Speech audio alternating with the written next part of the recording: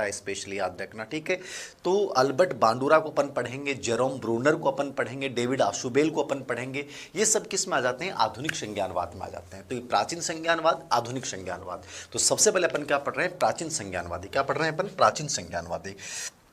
तो जब प्राचीन संज्ञानवाद की अपन बात करते हैं, किसकी बात करते हैं? प्राचीन संज्ञानवाद की। संज्ञानवाद का मतलब मैंने आपको समझा दिया है। संज्ञानवाद वो विचारधारा है, ठीक है ना।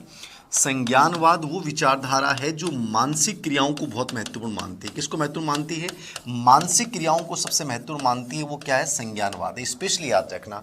और व्यवहारवाद ने किस पे बल दिया था? वातावरण पे बल दिया था, व्यवहार पे बल दिया था, वस्तुनिष्ठ अध्ययन पे बल दिया था। लेकिन ये किसको महत्वपूर्ण मानते हैं? ये कहते हैं कि मानसिक क्रियाएं मूल हैं, ठीक है। अब मानसिक क्रिया में चिंतन भी है, प्रत्यक्षीकरण भी है, समस्या समाधान भी है। ये सब क्या है? मानसिक क्रियाएं सभी के सभी क्या है? महत्वपूर्ण है। तो मानसिक क्रियाओं को महत्वपूर्ण मानता है कौन?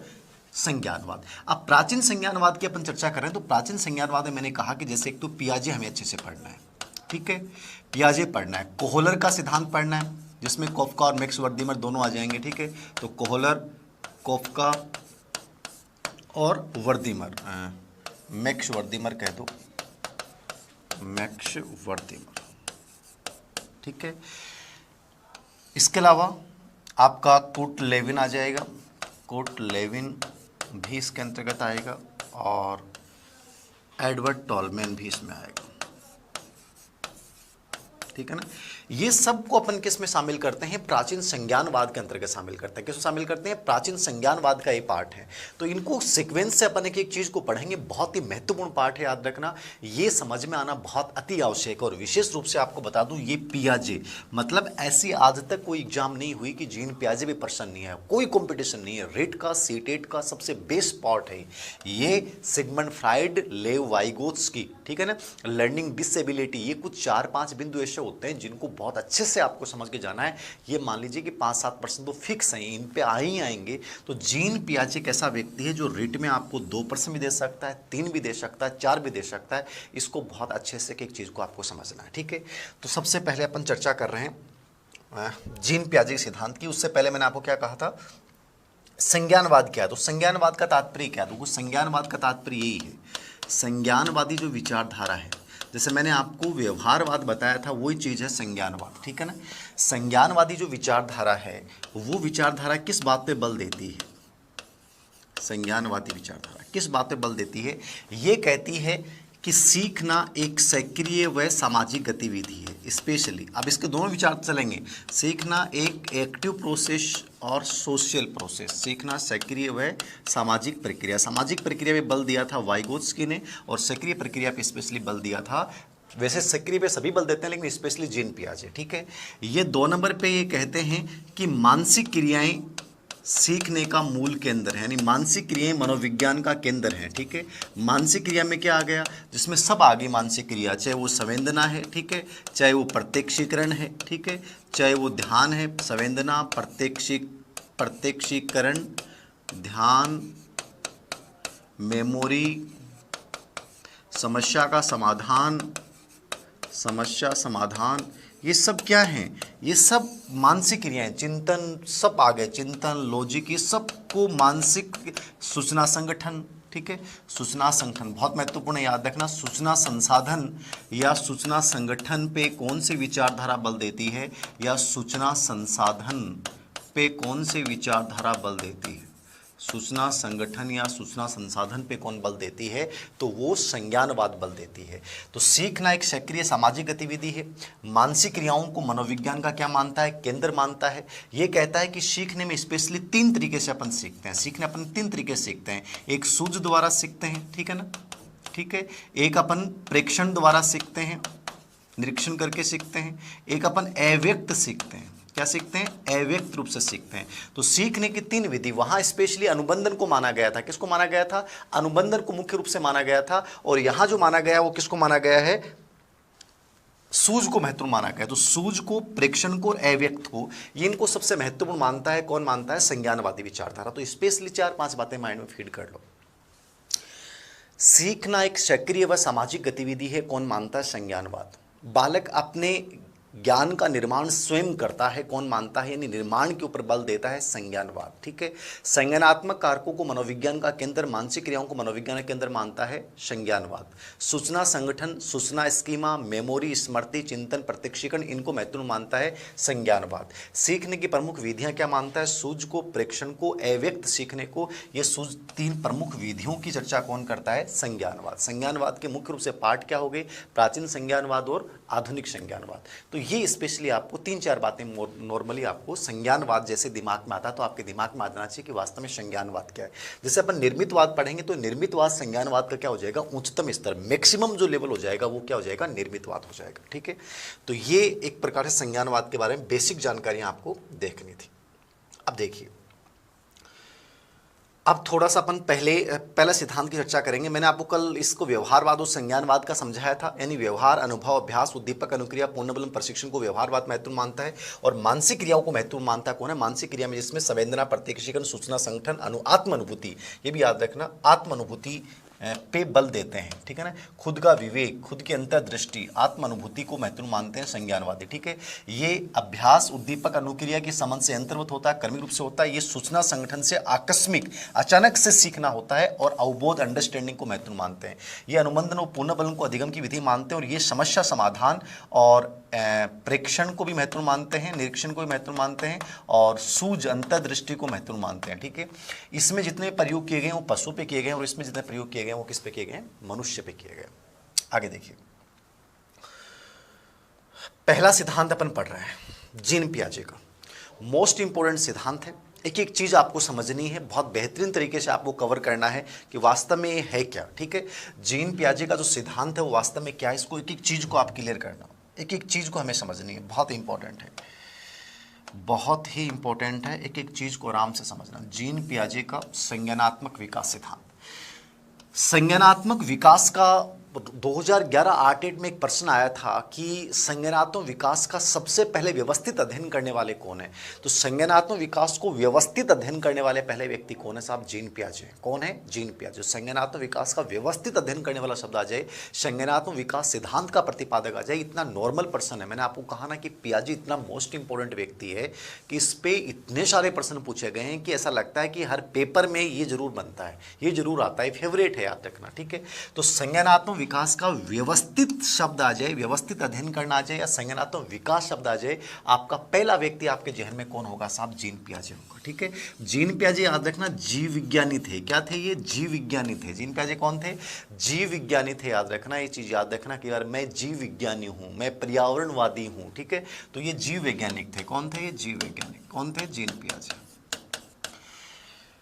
दूसरा, इनकी जो सबसे महत्वपूर्ण किताब, मैं नीचे किताबों के मैंने नाम डाले हैं, उन किताबों की मैं चर्चा करूंगा। यदि सीटेट का आप एग्जाम दे रहे हैं तो आपको उन सब नामों में से 4-5 नाम बताऊंगा जो देख के जाने। बाकी सबसे इंपॉर्टेंट इनकी किताब थी बाल चिंतन की भाषा, जिसमें स्पेशली उन्होंने संज्ञानात्मक विकास का अध्ययन किया। किसका अध्ययन किया, संज्ञानात्मक विकास। ठीक है, इनका सबसे मोस्ट लोकप्रिय कथन है, बालक वातावरण के साथ संबंध बनाते हुए अपनी समझ का विकास करता है। यानी बालक वातावरण के जैसे ही संपर्क में आएगा तो उसके साथ वो अनुक्रिया करता है। क्या करता है, अनुक्रिया करता है। उसके साथ पारस्परिक क्रिया और प्रतिक्रिया करता है, जिसको इन्होंने क्रिया प्रतिक्रिया का सिद्धांत दिया था। ठीक है ना, खोज निर्माण का सिद्धांत इन्होंने दिया था एक प्रकार से। ठीक है, कि वातावरण के जैसे संपर्क में आएगा तो बच्चा उसके साथ अनुक्रिया करेगा और अपनी समझ का विकसित करेगा कि मैं जो क्रिया करता हूं उसका परिणाम क्या आता है। इसलिए कार्य क्रिया का अर्जन, कोई भी चीज दे दोगे उसको, ठीक है ना, उसको टुकड़ों में विभाजित कर देगा, फिर उन टुकड़ों के रूप में जोड़ देगा। एक कार्य क्रिया अर्जन का सिद्धांत बोलते हैं। स्किनर पियाजे की अवधारणा याद रखना। तो वातावरण के जैसे संपर्क में आएगा तो उसके साथ वो अनुकूलन करता है, अनुक्रियाएं करता है और अनुक्रिया से वो कुछ न कुछ सीखता, अपनी एक समझ डेवलप करता है। वो बच्चा अपने मन का निर्माण सक्रिय रूप से करता है। मन का निर्माण कह दें चाहे वो ज्ञान का निर्माण कह दें, अपने मन का, माइंड का निर्माण जो है वो सक्रिय रूप से क्रियाशील होकर सीखता है। तो ये सबसे लोकप्रिय कथन इसका माना जाता है। स्कूल व्याख्याता में बहुत बार ये पूछा गया था। प्रयोग किसके ऊपर किया, अब देखिए मैंने कहा कि जैसे हमने प्रयोग, जैसे व्यवहारवाद हमने पढ़ा तो व्यवहारवाद में जितने प्रयोग किए गए वो किस पे किए गए, जानवरों पे। और यहाँ आते ही जीन पियाजे ने जो प्रयोग किया वो खुद के 3 संतानों पे, यानी जिनके नाम थे लॉरेंट, ल्यूशियन और जैकलिन। विशेष बात थी कि खुद के अपने 3 बच्चों पे। आप देखिए कितना वस्तुनिष्ठ अध्ययन किया होगा इसने कि अपने दूसरों के बच्चों के बजाय खुद के 3 बच्चों का कर्मী रूप से अध्ययन किया। छोटे बच्चे उनका कैसे कैसे संज्ञानात्मक क्रियाएं करते हैं, कौन कौन सी वो मानसिक क्रियाएं करते हैं। तो बच्चा जैसे जैसे उनकी मानसिक क्रियाएं करता है, जैसे जैसे वो संज्ञानात्मक क्रियाएं करता है, उनका उन्होंने अध्ययन किया है। लॉरेंट, ल्यूसिन और जैकलिन, ठीक है, ये इनके 3 बच्चों के नाम है, याद रखना। और इन बच्चों का जो विकास होता है उसका ऑब्जर्वेशन किया इसने, क्या किया, ऑब्जर्वेशन किया कि बच्चा किस समय कौन सी एज में, 11 साल का, 11 महीने का बच्चा क्या करता है, 1 महीने का बच्चा क्या करता है, 2 साल का बच्चा क्या करता है, 6 साल का बच्चा क्या करता है, 12 साल का बच्चा क्या करता है।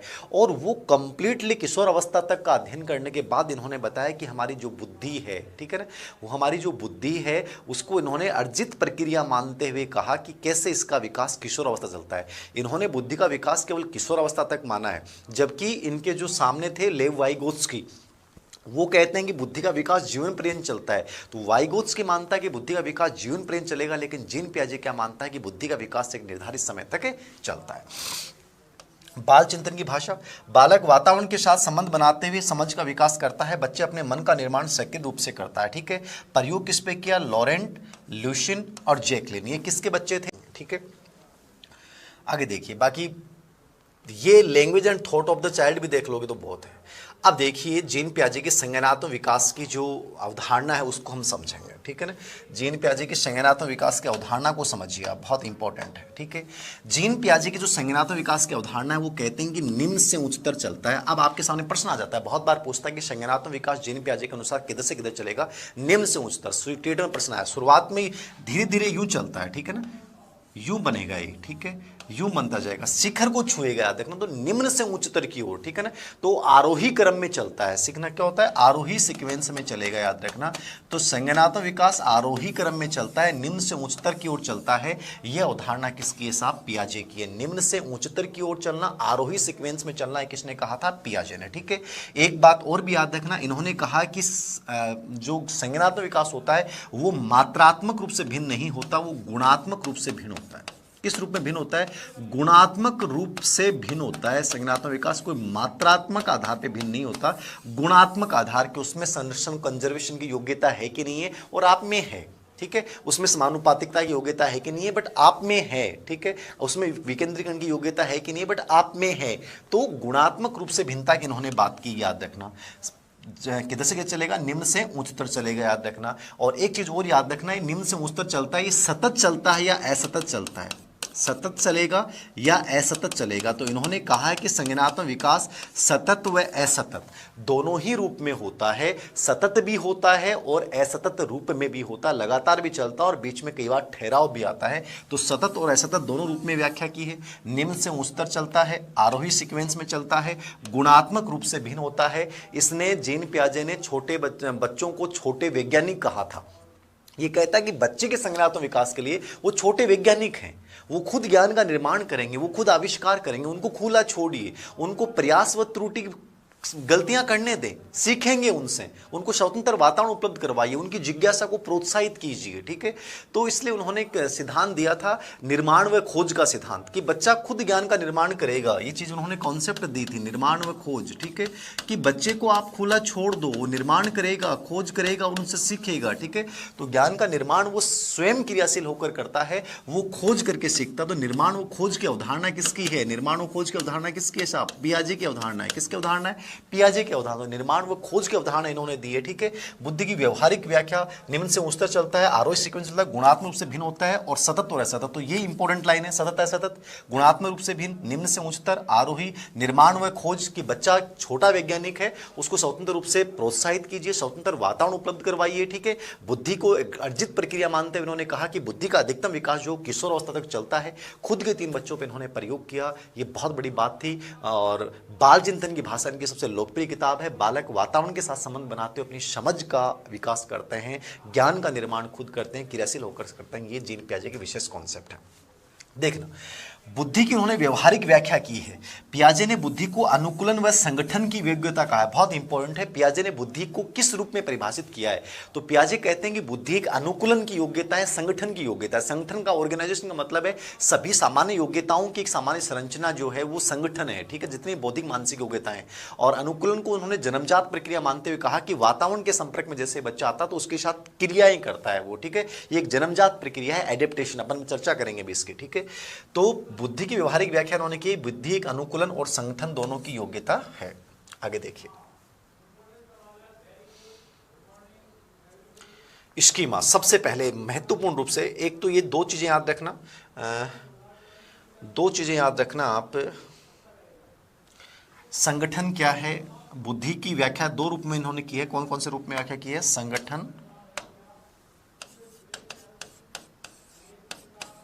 संगठन ऑर्गेनाइजेशन, ठीक है, और दूसरी अनुकूलन, एडेप्टेशन,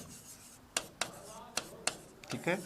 ऑर्गेनाइजेशन, संगठन, और अनुकूलन, एडेप्टेशन, ठीक है। बुद्धि को इन्होंने संगठन की योग्यता कहा। संगठन सभी मानसिक योग्यताओं का एक सामान्यीकृत ढांचा जो है, वो एक प्रकार से बौद्धिक संरचनाओं का एक सामान्यीकृत ढांचे को इन्होंने क्या नाम दिया है? संगठन दिया है। बौद्धिक जो संरचना है उसका जो सामान्यीकृत ढांचा है, बौद्धिक संरचना का सामान्यीकृत ढांचा, बौद्धिक संरचना का सामान्यीकृत ढांचा जो है वो क्या है? संगठन, ऑर्गेनाइजेशन है। ORG, इंग्लिश में ORG, ऑर्गेनाइजेशन, ठीक है। अनुकूलन क्या है? एडेप्टेशन क्या है? एडेप्टेशन का मतलब क्या होता है साहब? ठीक है। अनुकूलन को इन्होंने क्या कहा है कि जन्मजात प्रक्रिया है। कौन सी प्रक्रिया है? जन्मजात प्रक्रिया है कि बालक जो है वो वातावरण के संपर्क में आते ही उसके साथ जो क्रिया और प्रतिक्रिया करता है उसको उसने क्या नाम दिया? अनुकूलन दिया, जिसके द्वारा वो 3 प्रोसेस करेगा, जिसके अपन चर्चा करेंगे। आत्मीकरण, समायोजन, सात्मीकरण, ठीक है। आत्मीकरण, सात्मीकरण, दूसरी समायोजन या समंजन, एकोमोडेशन, और तीसरी इक्विलिब्रेशन यानी साम्य धारण। वो 3 प्रकार की प्रक्रिया इस अनुकूलन की प्रक्रिया के तहत कहता है। तो बुद्धि की उसने 2 रूप में व्याख्या की है, संगठन, ऑर्गेनाइजेशन के रूप में, अनुकूलन के रूप में। अभी प्रश्न यहां से क्या बन सकता है? प्रश्न आपसे ये पूछेगा कि बुद्धि की व्याख्या संगठन व अनुकूलन के रूप में करने वाले कौन थे? तो बुद्धि की व्याख्या संगठन, अनुकूलन के रूप में किसने की है साहब? जीन पियाजे ने की है, ठीक है।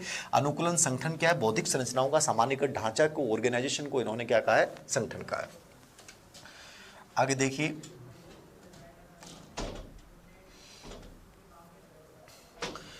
पहला कॉन्सेप्ट आपको समझना, जीन पियाजे की सबसे पहले अपन सामान्य अवधारणाएं समझ रहे हैं, ठीक है ना। जीन पियाजे की अपन सबसे पहले सामान्य अवधारणाएं समझ रहे हैं। और सबसे पहली चीज है, देखिए इन्होंने बुद्धि की व्याख्या किसके रूप में की है? संगठन, अनुकूलन के रूप में की है। अब इसने कुछ कॉन्सेप्ट दिए हैं। सबसे पहले मैं वो संप्रत्य समझा रहा हूं। पियाजे को तैयार कैसे करना है? पियाजे भी प्रश्न मैंने कहा कि हर बिंदु में से आए। संज्ञानात्मक विकास का सिद्धांत दिया, पियाजे ने प्रश्न आ गया। पियाजे क्या है? जीव वैज्ञानिक, प्रश्न आ गया। वातावरण के साथ संबंध का निर्माण करता है, प्रश्न आ गया। बाल चिंतन की भाषा, प्रश्न आ गया। प्रयोग किस पे किया? लॉरेंट ल्यूसन जैक्सन पे, प्रश्न आ गया, ठीक है। सीखना एक सक्रिय गतिविधि है, किसने कहा है? पियाजे ने कहा है, प्रश्न आ गया, ठीक है। मतलब हर चीज के ऊपर पियाजे की 4 अवस्थाएं क्या है? इसने संज्ञानात्मक विकास को 4 भागों में डिवाइड किया। उन चारों अवस्थाओं का कार्यकाल, उनकी विशेषताएं, सब की सब आपको समझनी पड़ेंगी। मोस्ट इंपॉर्टेंट पार्ट पियाजे के जो कॉन्सेप्ट हैं, जैसे अब कॉन्सेप्ट की अपन शुरुआत कर रहे हैं, संगठन, अनुकूलन की इन्होंने बुद्धि के रूप में व्याख्या की। अब देखिए सबसे पहला जो कॉन्सेप्ट आता है वो आता है स्कीमा। इस पर इतने सारे प्रश्न पूछ जाते हैं, स्कीमा है क्या? अब समझ लो स्कीमा क्यों है। स्कीमा क्या है? देखिए स्कीमा एक आपकी मानसिक प्रक्रिया है। सिंपल भाषा में बताऊं तो मैं आपको, स्कीमा क्या है? मानसिक प्रक्रिया है। भाई आप कोई भी चीज को देखते हो, कोई भी चीज को देखते हो, जैसे आपने देखा उसको, आपने उसका प्रत्यक्षीकरण किया, तो जैसे आपने देखा और उसका जो प्रत्यक्षीकरण किया उसकी एक संरचना आपके दिमाग में बन गई, वो स्कीमा है। ऐसी हजारों स्कीमाएं अपने दिमाग में मौजूद हैं। कोई भी चीज को बच्चा वातावरण में जैसे ही जाता है तो वातावरण में कोई भी चीज को देखा और देखते उसके दिमाग में जो एक संरचना बन रही है, मानसिक संरचना बन रही है, और उस मानसिक संरचना की सहायता से वो जीवन में आने वाली समस्याओं की व्याख्या करता है, समस्याओं का समाधान करता है। ये स्कीमा है साहब। अरे समझ में आई कि नहीं आई? बहुत ईजी बात समझो। मानसिक संरचनाओं का एक रूप है स्कीमा।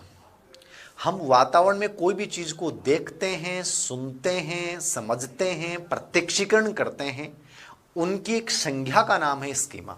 आपने कोई भी चीज को देखा, आपने ये देखा कि बिल्ली है, उस बिल्ली को जैसे देखा तो बिल्ली की एक स्कीमा आपके दिमाग में होगी। अब जैसे दोबारा मान लो बिल्ली जैसा जानवर आएगा तो आप कह दोगे देखो तो बिल्ली है, वो स्कीमा है, ठीक है। मतलब आप जो भी क्रियाएं करते हो, देखते हो, सुनते हो, समझते हो, प्रत्यक्षीकरण करते हो, उनके एक जो ढांचा बन गया, मतलब एक प्रकार से सूचनाएं जो आप बाहर से ले रहे हो, उन सूचनाओं का एक पैकेट है स्कीमा, ठीक है। क्या है? सूचना का पैकेट है साहब। ये इतनी बार प्रश्न आ गया, पूछो मत, ठीक है। सूचना की संगठित संरचना है स्कीमा। ये एक मानसिक संरचना है। क्या है? मानसिक संरचना है स्कीमा, ठीक है। आप जो भी चीज देखते हैं, जो भी देखते हैं प्रत्यक्षीकरण करते हैं, देखते हैं समझते हैं, ठीक है, प्रत्यक्षीकरण वही चीज है, प्रत्यक्षीकरण करते हैं,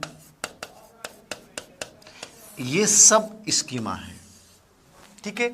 आप किसी की वस्तु के प्रति, व्यक्ति के प्रति जो व्यवहार करते हैं वो भी स्कीमा है, ठीक है ना। आपका जो व्यवहार करने का तरीका है, क्या है, व्यवहार करने का तरीका है, वो भी व्यवहार करने का, व्यवहार का तरीका, ठीक है, ये भी क्या है, ये भी स्कीमा है। कई रूप बता दिए मैंने, आपका दो गुरुजी इतना सारा। पर्सन क्या आता है वो समझना है। पर्सन बहुत बार आ गया, सूचनाओं की संगठित संरचना कहलाती है स्कीमा, आज डेट में पिछली बार आ गया, ठीक है। व्यवहार करने का तरीका स्कीमा, वातावरण में जो भी वस्तुओं को देखते हैं, सुनते हैं, समझते हैं, उनका प्रत्यक्षण करते हैं, उनसे जो मानसिक संरचना बनती है स्कीमा। कोई भी चीज की आप जब व्याख्या करते हो, समस्याओं का समाधान करते हो, किसकी सहायता से करते हो, स्कीमा। समझ में आ गया, समस्याओं के समाधान करने वाली मानसिक संरचना, सूचनाओं की संगठित संरचना, ठीक है, जो भी वस्तु को देखेंगे, प्रत्यक्ष करेंगे, वो स्कीमा बन जाएगी। हजारों स्कीमाएं हैं। स्कीमा क्या स्थिर होती है, नहीं होती है, बदलती रहती है।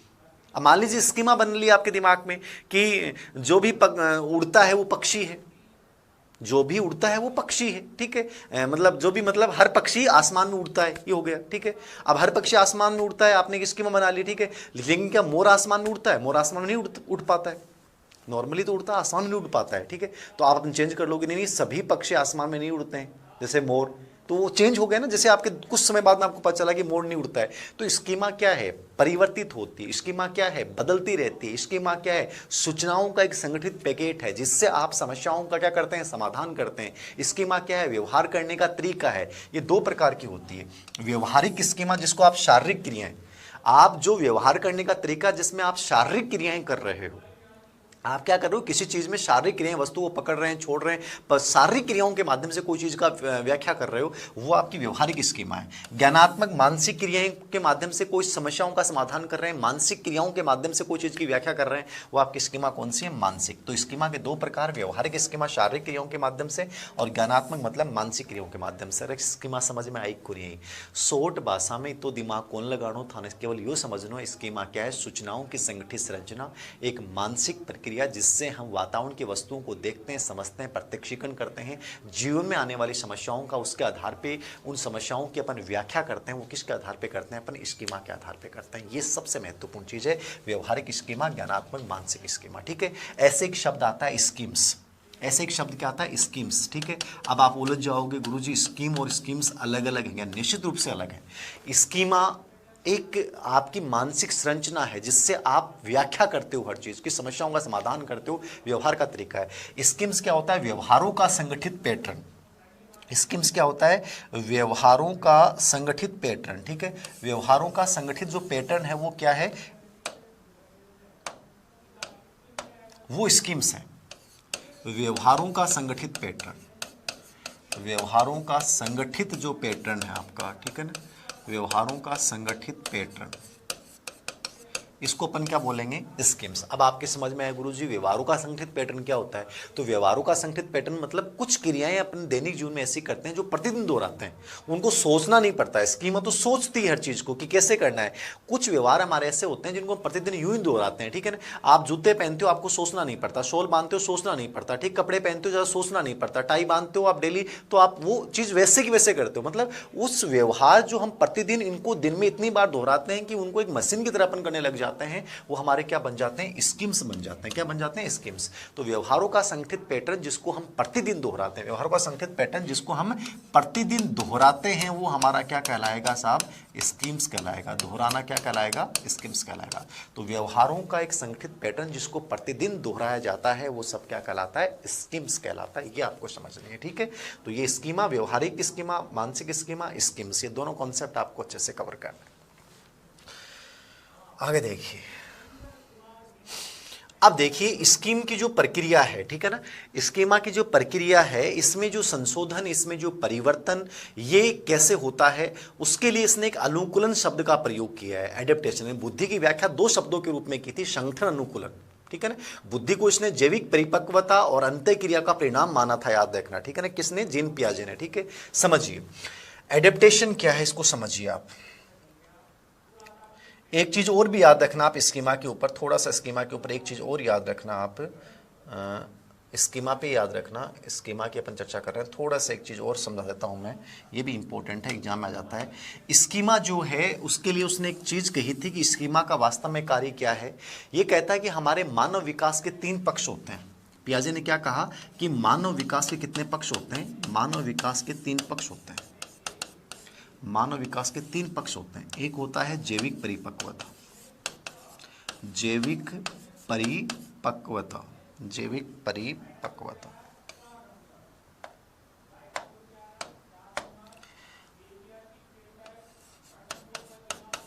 जैविक परिपक्वता। दूसरा सामाजिक वातावरण से प्राप्त अनुभव, सामाजिक वातावरण से प्राप्त अनुभव, और तीसरा है भौतिक वातावरण से प्राप्त अनुभव, भौतिक वातावरण से प्राप्त अनुभव। विकास के 3 प्रकार बताए हैं मानव विकास के, कि एक तो जैविक परिपक्वता, एक सामाजिक वातावरण से प्राप्त अनुभव और एक भौतिक वातावरण से प्राप्त अनुभव। हमारे विकास के 3 पक्ष हैं। किसने बताया? जीन पियाजे ने। पर्सन इकोनॉमिक्स स्कूल व्याख्याता में आया हुआ है 2014 में कि मानव विकास के 3 पक्ष बताएं। जैविक परिपक्वता जो अपने आप स्वाभाविक रूप से स्वचालित रूप से चलने वाली जो प्रक्रिया है हमारी, वो जैविक मैच्योरिटी है। सामाजिक वातावरण समाज के माध्यम से, समाज से प्राप्त होने वाले अनुभव विकास को प्रभावित करते हैं। लेकिन याद रखना, सामाजिक अंतःक्रिया, सामाजिक वातावरण से प्राप्त अनुभव क्या संज्ञानात्मक विकास को प्रभावित करते हैं? संज्ञान को इसने नहीं माना है, संज्ञान को माना है वाइगोत्स्की ने। जीन पियाजे नहीं मानता कि सामाजिक वातावरण से प्राप्त अनुभव बुद्धि को प्रभावित करेंगे, विकास को प्रभावित करेंगे। भौतिक वातावरण से प्रभावित, गर्मी, ठंडा तापमान, मैदानी प्रदेश, पठारी प्रदेश, ये जो टेम्परेचर वगैरह, वातावरण वगैरह, भौतिक वातावरण से जो अपन अनुभव अर्जित करते हैं वो भी हमारे विकास को प्रभावित करते हैं। तो विकास के 3 पक्ष किसने बताए? जीन पियाजे ने। कौन कौन से? जैविक परिपक्वता, सामाजिक वातावरण से प्राप्त अनुभव, भौतिक वातावरण से प्राप्त अनुभव। ये कहता है कि स्कीमा जो है वो इन तीनों में क्या स्थापित करती है? संतुलन स्थापित करती है। स्कीमा का कार्य क्या है? इन तीनों पक्षों में क्या स्थापित करती है? संतुलन स्थापित कौन करती है? स्कीमा करती है। कौन करती है? स्कीमा करती है। याद रखना, मानव विकास के 3 पक्ष कौन कौन से हैं ये दिमाग में रखना है। इन तीनों पक्षों में संतुलन स्थापित कौन करती है? स्कीमा करती है। किसने कहा है? जीन पियाजे ने। हो गया स्कीमा कंप्लीट। स्कीम्स व्यवहारों का संगठित पैटर्न जिसको प्रतिदिन दोहराता है। आगे देखिए दूसरी अवधारणा, अनुकूलन। सेकंड कॉन्सेप्ट है इसका अनुकूलन, एडेप्टेशन। बहुत महत्वपूर्ण है, बहुत ही महत्वपूर्ण है। आराम से समझना इन तीनों कॉन्सेप्ट को, बहुत ही महत्वपूर्ण है। बहुत ज़्यादा प्रश्न इस पे आते हैं। अनुकूलन, एडेप्टेशन क्या है साहब? देखिए, अनुकूलन एडेप्टेशन की अवधारणा को मैंने बताया कि बुद्धि की व्याख्या इन्होंने अनुकूलन और संगठन के रूप में की। किसने? जीन पियाजे ने। अनुकूलन क्या है? एक जन्मजात प्रक्रिया है साहब। अनुकूलन कौन सी प्रक्रिया है? एक जन्मजात प्रक्रिया बताइए। किसने बताई है? जीन पियाजे ने। तो अनुकूलन की प्रक्रिया को जन्मजात किसने बताया? जीन पियाजे ने बताया। किसने बताया? जीन पियाजे ने। किसको? अनुकूलन को। अब जन्मजात प्रक्रिया का मतलब क्या है समझ लो आप, ठीक है? कि ये कहता है कि बच्चा जैसे ही वातावरण के संपर्क में आता है तो वातावरण के अकॉर्डिंग अपने आप को बनाने के लिए उसके साथ कुछ क्रियाएं करता है, उसके साथ कुछ प्रतिक्रियाएं करता है, और वो क्रियाएं प्रतिक्रियाएं जो करता है वो 3 रूप में करता है। ठीक है, कुछ जगह किताबों में लिखा मिलेगा केवल 2 रूप में करता है, लेकिन तीसरा इसी का रूप है। मूल रूप से 3 प्रकार की क्रियाएं करेगा उस वातावरण के अकॉर्डिंग अपने आप को बनाने के लिए, वातावरण के अकॉर्डिंग एडेप्टेशन करने के लिए, वातावरण के अनुकूल व्यवहार करने के लिए। वो अनुकूलन की प्रक्रिया है। तो अनुकूलन की प्रक्रिया का उल्लेख किसने किया? पहला प्रश्न हो गया, जीन पियाजे हो गया। अनुकूलन की प्रक्रिया कौन सी होती है साहब? जन्मजात प्रक्रिया है, एडेप्टेशन। ठीक है, अनुकूलन की प्रक्रिया किस रूप में होती है? वो आपको 3 रूप में होती है। कितने रूप में होती है? 3 रूप में होती है। तो अनुकूलन समझ में आया नहीं कि अनुकूलन का मतलब क्या है? कि वातावरण के जन्मजात प्रक्रिया है कि बच्चा जैसे वातावरण के संपर्क में आता है तो उसके अनुसार वो अपने आप को बनाने के लिए कुछ क्रिया और प्रतिक्रियाएं करता है। क्या करता है? वो क्रियाएं व प्रतिक्रियाएं करता है, जिसको इसने क्या नाम दिया है? अनुकूलन दिया है, एडेप्टेशन नाम दिया है। वो अनुकूलन की प्रक्रिया 3 रूप में पूरी होगी। कितने रूप में पूरी होगी? 3 रूप में। आप इसको समझ सकते हैं, ठीक है ना?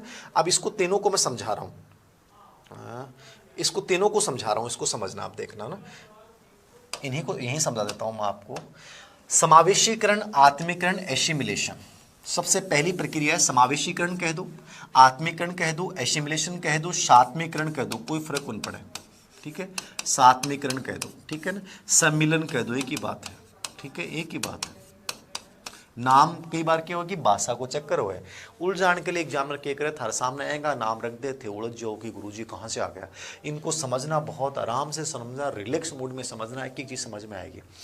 बाहर नहीं लेना है दिमाग पे, प्यार से समझोगे, रिलैक्स मोड में समझोगे, उत्साह के साथ समझोगे, समझ में आएगा क्या है समावेशीकरण, क्या है आत्मीकरण, क्या है एसिमिलेशन, क्या है।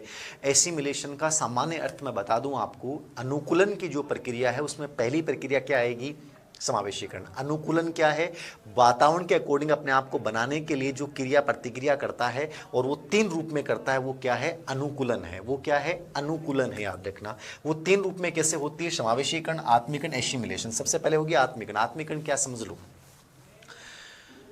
आत्मीकरण है कि मेरे पास जो पूर्व ज्ञान है उसमें नए ज्ञान को जोड़ लेना, ठीक है। समावेशीकरण, आत्मीकरण क्या है, पूर्व ज्ञान जो मेरे पास है उसमें नए ज्ञान को जोड़ लेना। अरे समझ में आई की बात। आत्मीकरण क्या है, एसिमिलेशन क्या है, ये समझो आप। सात्मीकरण क्या है, समझो आप। आत्मीकरण, सात्मीकरण, सम्मिलन क्या है ये, एसिमिलेशन क्या है।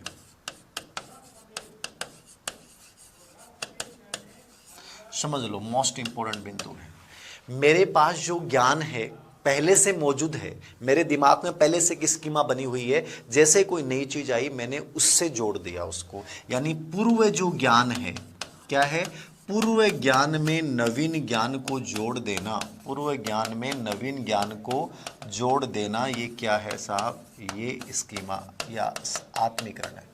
पहले से मौजूद जो ज्ञान है, आपको जो पहले से कुछ आता है उसमें उस नई चीज को जोड़ देते हो, उसमें कोई परिवर्तन नहीं करते हो। पूर्व ज्ञान में कोई चेंज नहीं आ रहा, जो बाहर से आई चीज होता है ना, कई बार अपने एक शब्द सुनते हैं, इतिहास में जो पढ़ते हैं, भारत में कुषाण आए, शक आए, हूण आए, सब ने भारतीय संस्कृति को आत्मसात कर लिया। मतलब भारतीय संस्कृति को आत्मसात क्या मतलब, भारतीय संस्कृति में आने से बदलाव नहीं, उन्होंने अपनी चीजों को, जो वो चीज लेके आए थे वो अपनी भारतीय संस्कृति में जोड़ दी। भारतीय संस्कृति पे कोई प्रभाव नहीं पड़ा, भारतीय संस्कृति वैसी की वैसी ही रही, जबकि उन्होंने अपनी संस्कृति को अपना लिया, आत्मीकरण कर लिया। यही तो है, हमारा जो था वो मौजूद रहा, वो जो चीज लेके आए वो हमारी संस्कृति में जुड़ गई, ठीक है। उसमें हमारे वाले में कोई चेंज नहीं आया, याद रखना। ये एसिमिलेशन है, ये आत्मीकरण है। समझ में आया क्या? अरे बहुत सिंपल वे में है। आत्मीकरण क्या है, पूर्व ज्ञान में नवीन ज्ञान को जोड़ लेना, पूर्व ज्ञान की सहायता से समस्या का समाधान करना। पहले से मौजूद जो स्कीमा आपने बना रखी है और कोई समस्या आती है तो पहले से जो दिमाग में, आपके दिमाग में स्कीमा बनी हुई है उसी से आप उसकी व्याख्या करोगे, ये आत्मीकरण है। ये आत्मीकरण है, पूर्व ज्ञान, पूर्व स्कीमा प्रधान है इसमें, याद रखना, ये आत्मीकरण है, ठीक है। नंबर 2 पे मैंने किसकी चर्चा की, समायोजन, एकोमोडेशन। समायोजन क्या है, एकोमोडेशन क्या है, इसको आप समंजन भी कह दो, एक ही बात है, ठीक है। समायोजन, एकोमोडेशन या समंजन क्या है, समझ लो। एकोमोडेशन, समंजन क्या है, इसमें तो क्या हो रहा है, पूर्व ज्ञान में नवीन को जोड़ रहे हो, ठीक है ना, पूर्व में नवीन को जोड़ रहे हो, या पूर्व ज्ञान की सहायता से या पूर्व स्कीमा की सहायता से समस्या की व्याख्या कर रहे हो, यानी पूर्व ज्ञान प्रधान है, स्कीमा में कोई परिवर्तन नहीं होगा यहाँ पे, इसमें आत्मीकरण में। समंजन, एकोमोडेशन का मतलब क्या है कि जैसे कोई नवीन चीज आती है तो पूर्व ज्ञान में जो परिवर्तन करते हो आप, नई स्कीमा बनाते हो, यानी स्कीमा को जो संशोधित करोगे, स्कीमा में जो संशोधन करोगे आप, वो साहब ये है, ठीक है। स्कीमा में जो संशोधन करोगे, स्कीमा में जो परिवर्तन करोगे, ठीक है, वो स्कीमा में जो संशोधन की प्रक्रिया है, ये एकोमोडेशन है, ये समंजन है। समझ में आया क्या? अरे यहां तो पहले से मौजूद है वही है, लेकिन मान लीजिए कोई विदेशी शक्तियां आती हैं और भारतीय संस्कृति में परिवर्तन करने लग जाती हैं, भारतीय संस्कृति कुछ परंपराओं को लुप्त कर देती हैं, उनको जोड़ के कुछ नया बना देती हैं, तो वो क्या बन जाएगा, वो समायोजन बन जाएगा। जैसे आर्किटेक्चर में हुआ, कला में हुआ, भारतीय मंदिरों में जो तुर्क लोगों का आगमन हुआ तो मुगल शैली से एक प्रकार से भारतीय संस्कृति का आधा भाग वो क्या हो गया, समंजन हो गया। चेंज जब हो जाता है, जब चेंज हो जाता है, कुछ परिवर्तन हो जाता है, संशोधन हो जाता है, तो वहां क्या बन जाएगा, समायोजन बन जाएगा। यानी नई स्कीमा, जो नया विचार है, वो पूर्व ज्ञान में जब परिवर्तन कर देता है, पूर्व स्कीमा में जब चेंज कर देता है, तो वो एकोमोडेशन बन जाता है, ठीक है। और संतुलीकरण क्या है, संतुलीकरण पे पिछली बार रेट लेवल फर्स्ट में आया था कि इन दोनों का प्रयोग करते हुए इन दोनों में एक संतुलन स्थापित कर देना, इक्विलिब्रेशन बोलते हैं इसको, ठीक है ना। ये क्या है, इक्विलिब्रेशन है साहब। BRATION, equilibration. तो इक्विलिब्रेशन क्या है, संतुलीकरण क्या है? संतुलीकरण, इक्विलिब्रेशन का मतलब क्या हो गया? इन दोनों में संतुलन स्थापित करना, साम्यता स्थापित करना, दोनों में से किसी एक का, दोनों का प्रयोग करते हुए, दोनों के बीच का रास्ता अपनाते हुए एक सही स्कीमा विकसित कर लेना, यह अपना संतुलीकरण। तो इन दोनों के मध्य जो प्रक्रिया अपनाई जाती है वो इक्विलिब्रेशन है, संतुलीकरण है। समझ में आया क्या? देखो सरल भाषा में समझो, एक छोटी सी बच्ची है और वो बच्ची ने मान लीजिए कि घोड़े को देख रखा है। साउथ इंडिया की बच्ची है, मान लो बा घोड़ान देख रखा है, घोड़ान तो जाना है बा, ठीक है। लेकिन वो राजस्थान में आई तो उसने ऊंट को देखा पहली बार। अब जैसे उसने ऊंट को देखा तो ऊंट को उसने कभी देखा ही नहीं था, तो उसके दिमाग में पहले से स्कीमा किसकी बनी हुई है? घोड़े की बनी हुई है।